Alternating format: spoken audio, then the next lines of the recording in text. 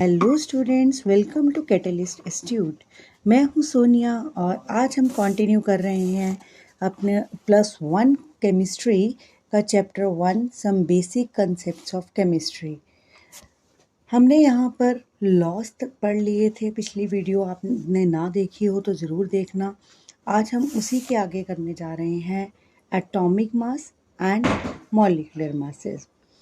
अब atomic masses क्या है कि हम सब जानते हैं कि एटम जो है वो बहुत बहुत ही ज़्यादा छोटा है, तो उसका एटॉमिक मास भी बहुत छोटा होगा। जब एटॉमिक मास इतना छोटा होता है तो इसका मतलब उसमें उसको ढूंढना, उसका एग्जैक्ट मास पता करना बहुत ही ज़्यादा मुश्किल है। आजकल तो काफ़ी अच्छी टेक्निक्स आ गई हैं, जैसे मास स्पेक्ट्रोमेट्री है, उससे हम एटॉमिक मासेस अच्छे से ढूंढ लेते हैं, पता कर लेते हैं। पर 19th सेंचुरी में जब इसके ऊपर एक्सपेरिमेंट्स चल रहे थे तो साइंटिस्ट जो थे उन्हें किसी एक एटम का मास पता करना बहुत मुश्किल काम लगता था। तो उन्होंने क्या किया, उन्होंने एक्सपेरिमेंटली एक मास को, किसी एक एटम के मास को जो भी हमने निकालना है उनको रिलेटिव बना दिया दूसरे के। मतलब क्या है कि उसके मुकाबले इसका कितना मास होगा, उसके कंपैरिजन में इसका कितना मास होगा, वो चेक किया। और रिलेटिव मास यूज़ करने के लिए उन्होंने यूज़ किया हाइड्रोजन। अब हाइड्रोजन क्यों यूज़ किया? हाइड्रोजन जो था वो लाइटेस्ट एटम था, उसका मास ओनली 1 था, उसकी कोई यूनिट्स ना भी ली जाए तो मास सिर्फ 1 था। तो उन्होंने कहा कि चलो ठीक है, सारे एलिमेंट्स हैं उनके जो मासेस हैं हम रिलेटिव टू दिस हाइड्रोजन कर लेते हैं। पर बाद में फिर धीरे धीरे जब सब कुछ सेट होने लगा तो फिर उसके बाद जो कार्बन 12 है, कार्बन के आइसोटोप्स होते हैं, अभी आके पढ़ेंगे हम, तो कार्बन 12 आइसोटोप है उसको रिलेटिव माना गया, उसके रिलेटिव ही बाकी एटॉमिक मासेस को काउंट किया गया, मतलब उसको स्टैंडर्ड मान लिया गया कार्बन 12 को। अब कार्बन 12 के बेसिस पर ही एक जो यूनिट बनाई गई उसे हमने बोला गया एटॉमिक मास यूनिट। अब एटॉमिक मास यूनिट क्या है? एटॉमिक मास यूनिट यानी दिस एटॉमिक मास यूनिट, इसका क्या मतलब है कि एक atomic mass unit, it is defined as the mass exactly equal to 1/12 of mass of 1 carbon 12 atom। मतलब कि जो भी मास है वो हमेशा ही कार्बन 12 के मास के 1/12 होना चाहिए। अब उसको एक्सपेरिमेंटली फाइंड आउट भी किया गया। 1 AMU को इक्वल रखा गया 1.66056 इंटू 10⁻⁻24 ग्राम। अब जैसे अगर कहा गया कि mass of atom of hydrogen है, एक एटम हाइड्रोजन का अगर ले लें तो उसका मास है 1.6736 इंटू 10⁻⁻24। तो AMU की फॉर्म में क्या कहा? AMU की फॉर्म में उस हाइड्रोजन के मास को ये जो कार्बन था उसके मास से डिवाइड कर दिया, तो इसका आंसर बना 1.0078 AMU, या फिर हम उसको राउंड ऑफ करके 1.0080 AMU भी कह देते हैं। इसी तरह से और भी बहुत सारे एटम्स के मास निकाले गए, लाइक ऑक्सीजन का निकाला गया। ऑक्सीजन के भी आइसोटोप्स होते हैं, तो O16 आइसोटोप का निकाला 15.995 AMU। एक और बात, हम AMU पहले यूज़ करते थे, लेकिन अब हम उसे AMU की जगह पर खाली U यूज़ करते हैं। U मीन्स यूनिफाइड मास, तो अब हम सिर्फ यूनिफाइड मास वर्ड यूज़ करते हैं। अब क्या होता है कि मैंने अभी बताया कि बहुत सारे हैं ऐसे एटम्स, बहुत सारे ऐसे एलिमेंट्स हैं, उनका जो है बहुत सारे उनके आइसोटोप्स होते हैं। आइसोटोप्स मीन्स जिनका नंबर तो सेम है, एटॉमिक नंबर तो सेम रहता है, पर मास नंबर चेंज हो जाता है। तो ऐसे एलिमेंट्स जिनके बहुत सारे आइसोटोप्स हों, चाहे 2 हों, चाहे 3 हों, या मोर देन दैट, तो उस टाइम में हमें एवरेज निकालना हो, उस टाइम में हमें एटॉमिक मास कैसे देखना होता है? उसका एवरेज देखना पड़ता है। और एवरेज कैसे निकलता है? sum of masses of isotopes and multiplied by natural abundance. abundance मतलब कैसे मिल रहे हैं हमें, तो हम उसके साथ उसको मल्टीप्लाई करते हैं. लाइक ये कार्बन का एग्जाम्पल दिया है. कार्बन के एग्जाम्पल में C12 है, 13 है, 14 है, इनका अबंडेंस दे रखा है, इनके सबके मासेस अलग अलग दे रखे हैं, तो इनका एवरेज एटॉमिक मास निकाला गया. लाइक अगर देख रहे हो कि ये 98.892 है, तो इसे हम इसके 12 के साथ मल्टीप्लाई कर दिया, तो ये इसी तरह से सारे एवरेज एटॉमिक मास निकालेंगे. ये परसेंटेज में था ना, तो जब परसेंटेज को चेंज किया तो 0.98892 हो गया, डिवाइडेड बाय 100 हो गई. तो इसी तरह से सारे जितने भी एटॉमिक मास थे उन्हें हमने उनकी अबंडेंस जो थी उनके एटॉमिक मास से मल्टीप्लाई करते गए और सबको प्लस कर दिया, तो एंड में निकल आया हमारा एवरेज एटॉमिक मास. हम जो अपने पीरियोडिक टेबल चेक करते हैं तो उसमें जो एटॉमिक मासेस दिए होते हैं डिफरेंट एलिमेंट्स के, वो हमेशा ही उनके एवरेज एटॉमिक मास के बेस पे होते हैं. ठीक है जी. तो इसके बाद आता है मॉलिक्यूलर मास. अब मॉलिक्यूलर मास लाइक आप देख भी सकते हैं, कार्बन का एंड में आ गया 12.001011 यूनिट यूनिफाइड मास. मॉलिक्यूलर मास, अब इन्हीं के बेसिस पे है मॉलिक्यूलर मास. मॉलिक्यूलर मास क्या है?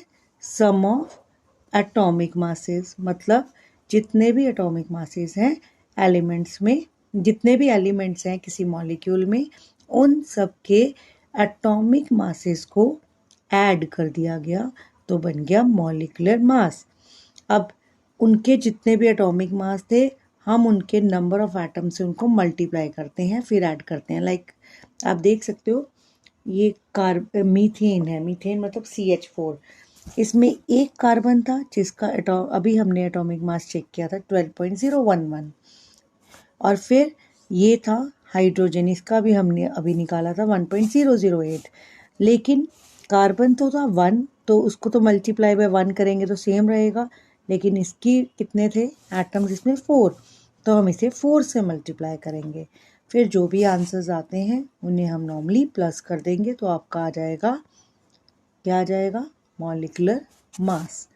तो मॉलिक्यूलर मास निकालना बहुत आसान है. अभी इसी तरह से हम एक एग्जांपल भी कर सकते हैं. लाइक आप मॉलिक्यूलर मास निकालना चाहते हो ग्लूकोज का. अब ग्लूकोज का कैसे निकलेगा? ग्लूकोज का पहले फॉर्मूला पता होना ज़रूरी है. हम कुछ भी निकालने के लिए हमें फॉर्मूले बहुत ज़रूरी है पता होने. ग्लूकोज का फॉर्मूला है C6H12O6 मॉलिक्यूल. तो इसका मॉलिक्यूलर मास निकालने के लिए पहले हम देखेंगे कार्बन. कार्बन क्या मास है? 12.011, और इस पे कितने एटम्स हैं? 6, तो हम इसे 6 से मल्टीप्लाई कर रहे हैं. फिर आता है प्लस. अब हाइड्रोजन का मास लिखेंगे. हाइड्रोजन का मास कितना है? 1.008, और इसके कितने हैं एटम्स? 12, तो हम इसे 12 से मल्टीप्लाई करेंगे. फिर हम लिखते हैं ऑक्सीजन.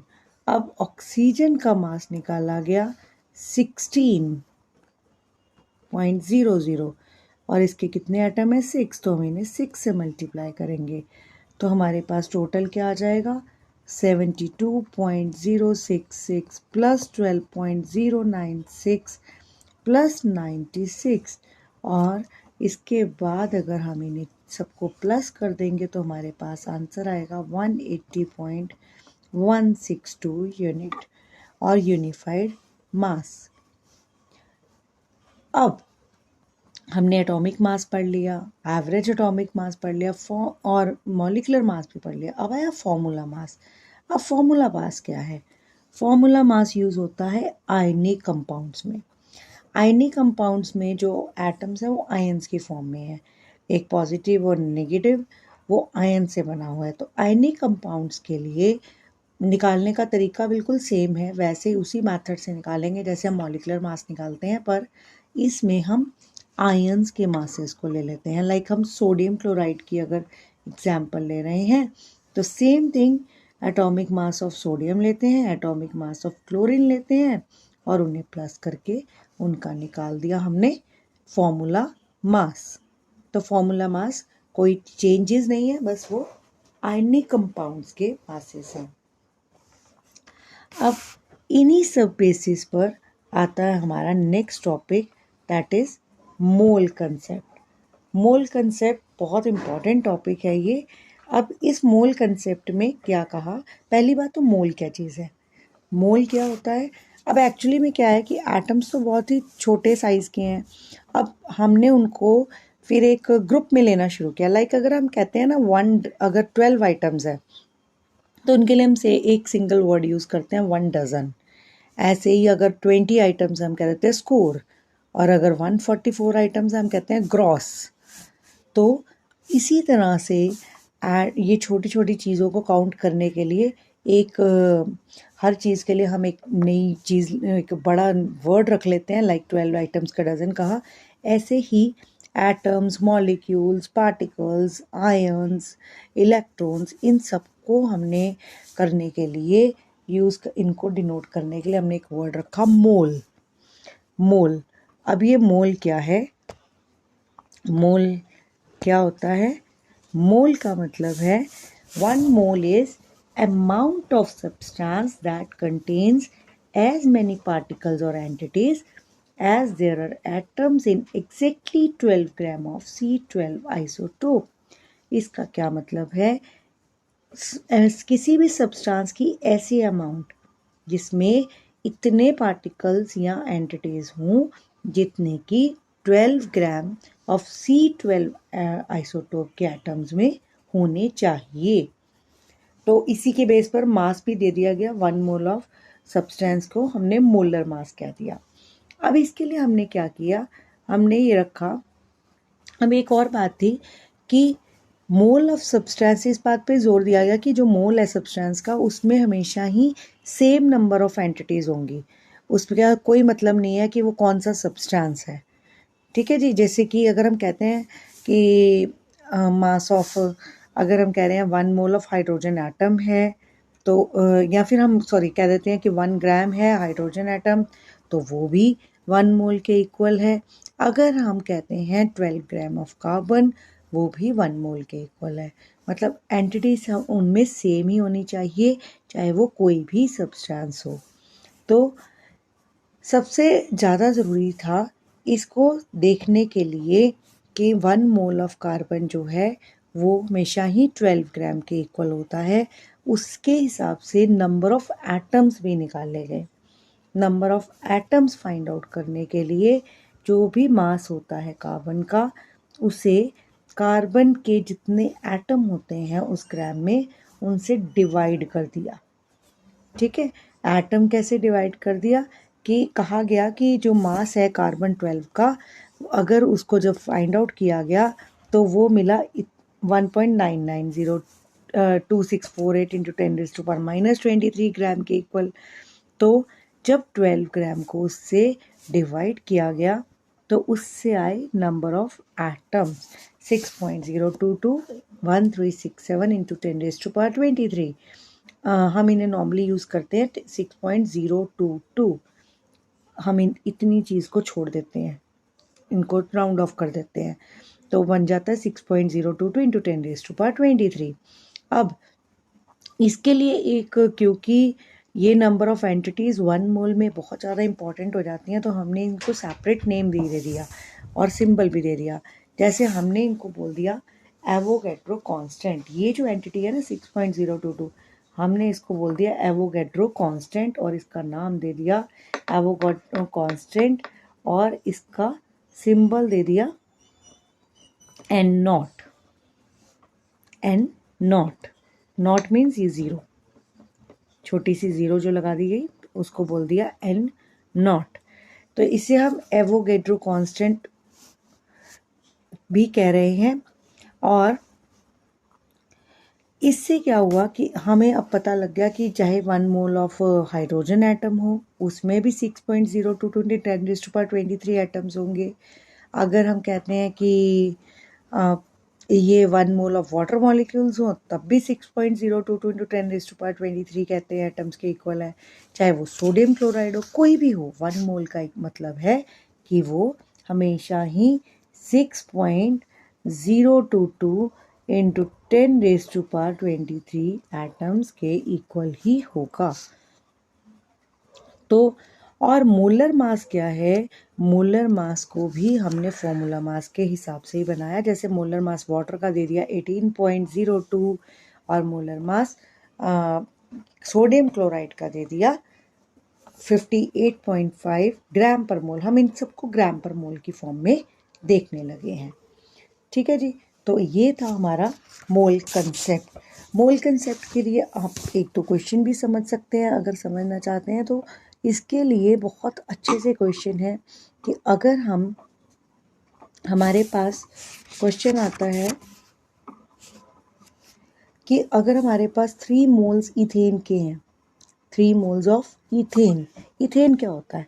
C2H6 ethane. अब अगर हमारे पास 3 मोल्स हैं तो हमें इसमें फाइंड आउट करने हैं number of moles of carbon atoms. अब इसमें कार्बन एटम्स कितने होंगे? अब हमें क्या पता लग रहा है, कार्बन एटम 1 मोल में, इसका जो 1 मोल है पूरे इथेन का, उसमें कार्बन एटम कितने दिखाई दे रहे हैं? 2। तो हम कह सकते हैं 1 mole of C2H6 contains 2 moles of carbon atoms। तो हमें पूछा कि नंबर ऑफ मोल्स बताओ कितने इसमें है। तो अगर हमारे पास 3 मोल्स, अगर उसने कहा है, उसने हमें पूछा कि 3 मोल्स अगर हम ले लें तो उसमें कितने कार्बन एटम होंगे। 3 मोल्स ऑफ अगर हम इथेन ले लें तो उसमें कितने कार्बन एटम होंगे, 3 मोल्स ऑफ दिस। तो अगर 1 मोल में है 2 मोल ऑफ कार्बन एटम तो 3 मोल में क्या होगा, 3 मोल्स के लिए हम मल्टीप्लाई कर देंगे 3 into 2, 6 moles of carbon atoms.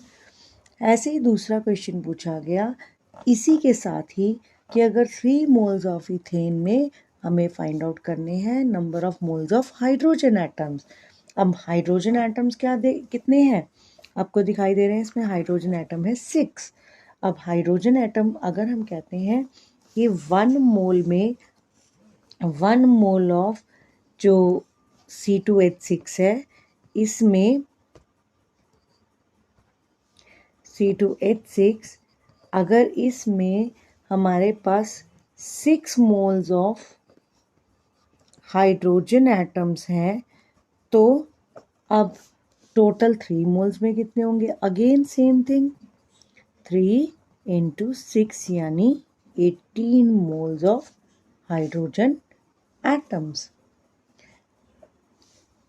उसका बाद थर्ड चीज़ पूछी गई इसी में कि 3 मोल्स ऑफ इथेन में नंबर ऑफ मॉलिक्यूल्स बताने हैं इथेन के, number of molecules of ethane. अब नंबर ऑफ मॉलिक्यूल्स हम कैसे निकालते हैं? अब हमें पता है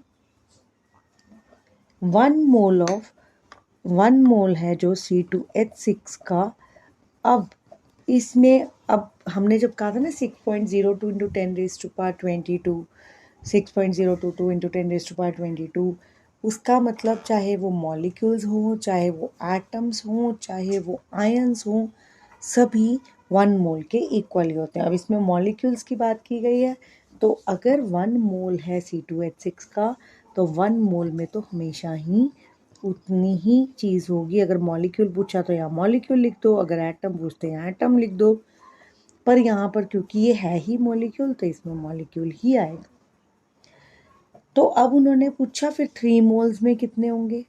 अगेन द सेम थिंग, 3 से इसको मल्टीप्लाई कर देंगे तो बन गया हमारा 3 मोल्स में मॉलिक्यूल्स कितने होंगे इथेन के, that equals to 18.066 into 10⁻23 molecules.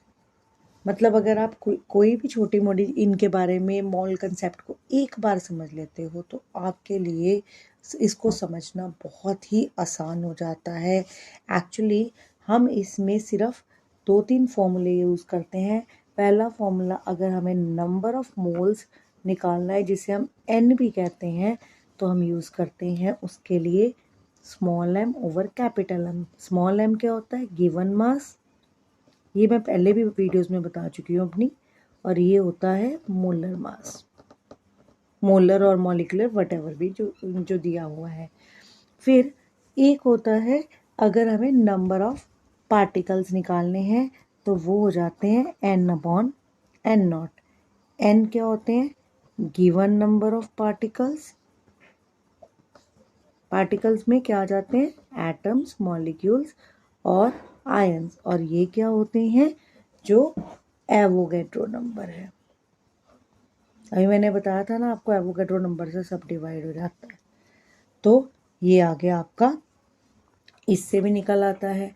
और अगर हम इन्हें कंबाइन कर दे, ये भी मोल्स का ही है, तो अगर हम इन्हें दोनों इक्वेशंस को कंबाइन कर दे तो भी हमारा आराम से moles, number of particles, given mass, molecular mass, number of particles, सब कुछ हम निकाल सकते हैं सिर्फ इन बेसिक फॉर्मूले से।